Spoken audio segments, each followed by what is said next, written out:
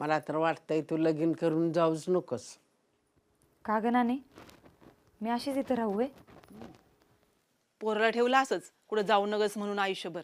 आता नातीला बी ठेवा. सायले, तिला सांगा मी तिला बोलत नाही म्हणून. पण मी तुम्हालाच बोलतीया. चांगली मुंबईला नोकरी आली होती, आज कोणाचं भलं झालं असतं? बरोबर बोलतेस. हिच्याच पोराचं भलं झालं असतं, पण नाही. कशात बी आपलंच खरं करायची सवय यायची. वाईट काही बी नाही, समजा चांगलं झालंय. ह्या पोरीला आलं का कॉलेज करता? आय, अगं मला शिकायचं नव्हतं म्हणून मी नको म्हणले. त्यात आबाचा आणि नानीचा काय दोष आहे? का? बापावर कर्जाचा भार होईल म्हणूनच ना? जा बाय तू लगीन करून. मी जावायला सांगेन आमच्या नातीला चांगलं शिकवा. आमची नव्हती ऐपत शिकवायची तुला, पण आहे ना जावाय चांगला ऐपत